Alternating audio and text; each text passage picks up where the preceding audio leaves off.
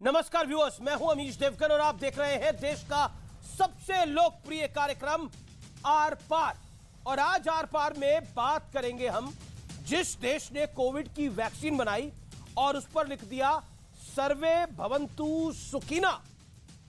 जिस देश में जन्मे स्वामी विवेकानंद ने 11 सितंबर 1893 को अमेरिका के शिकागो में वासुदेव कुटुंबकम का मंत्र दिया।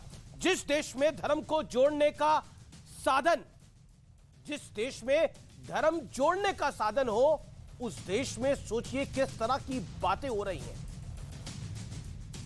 लेकिन कुछ लोग धार्मिक वर्चस्व का एजेंडा लेकर मैदान में कूदे हुए हैं।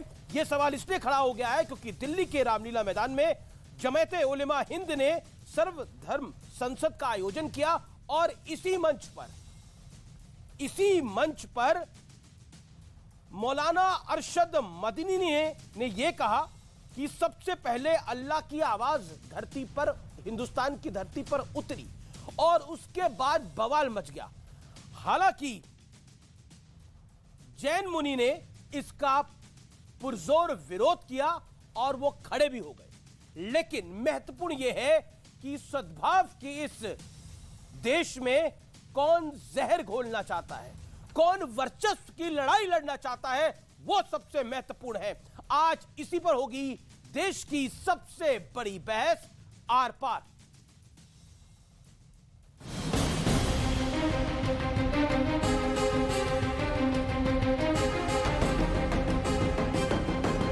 सभी धर्म को एकजुट दिखाने के लिए जमीयत उलेमाए हिंद के मौलाना अरशद मदनी ने सर्वधर्म संसद बुलाई,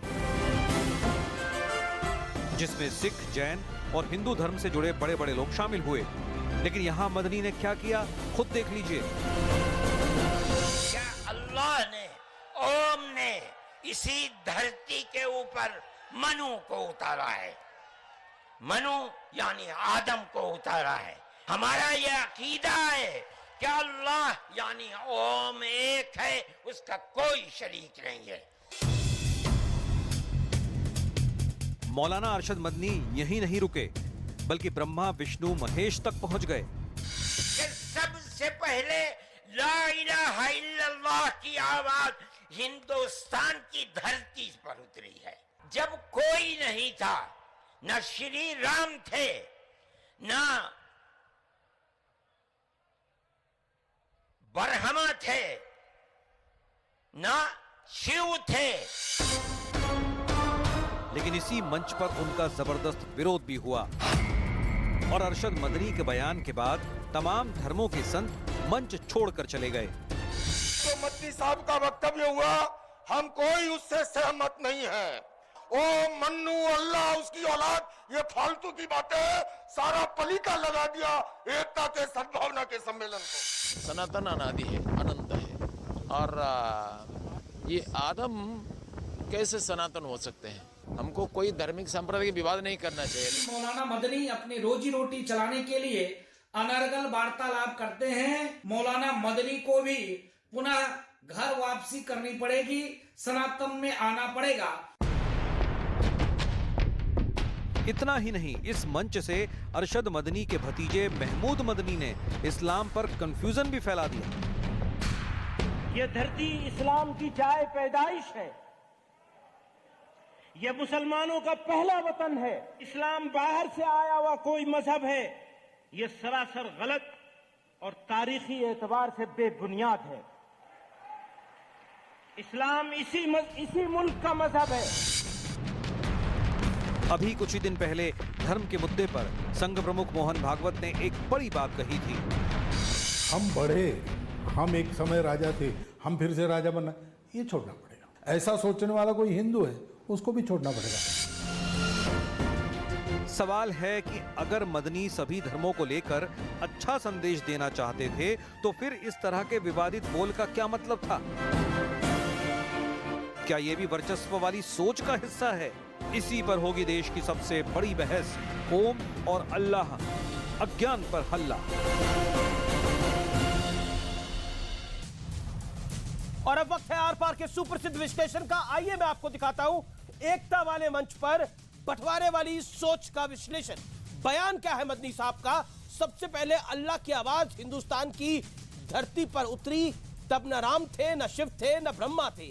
सोच क्या है? इस्लाम का धार्मिक वर्चस्व साबित करने की कोशिश की गई। बयान, दूसरा बयान मैं पढ़ता हूं। दूसरा बयान है ओम और अल्लाह एक है। मनगढ़ंत थ्योरी से कंफ्यूजन फैलाने की पूरी कोशिश की गई, यह सबसे बड़ी बात है। तीसरा बयान, हिंदुस्तान की धरती मुसलमानों की पहली मातृभूमि है। सोच क्या है? तथ्यों से दूर, इस बयान से सनातन को कमतर, मैं दोबारा कह रहा हूं, तथ्यों से दूर इस बयान से सनातन को कमतर दिखाने की कोशिश की गई, और उस मंच पे जिसपे धार्मिक सद्भावना होनी चाहिए थी। लेकिन बड़ा सवाल क्या है? वासुदेव कुटुंबकम वाला देश, ये वासुदेव कुटुंबकम के जीवन मंत्र वाले देश में धार्मिक वर्चस्व की सोच कितनी हानिकारक है, आज इसी पर होगी बड़ी चर्चा। मेरे साथ कई मेहमान जुड़ेंगे इस चर्चा के अंदर। मेरे साथ आचार्य लोकेश मुनि है, उनका अभिनंदन है, उन्होंने विरोध किया इस बात का जो बात मदनी साहब ने बोली। मेरे साथ रिजवान अहमद है, मेरे साथ वारिस पठान है जो कि AIMIM के प्रवक्ता है और पेशे से वकील भी है। सैयद रिजवान भी पेशे से वकील है, उनका अभिनंदन है। मेरे साथ इस चर्चा में जुड़ रहे हैं शदाब चौहान, नेता पीस पार्टी के, उनका अभिनंदन है। मेरे साथ इस चर्चा में जुड़ रहे हैं जिन्होंने इस बयान का समर्थन किया, मौलाना साजिद रशीदी, उनका अभिनंदन है। आप तमाम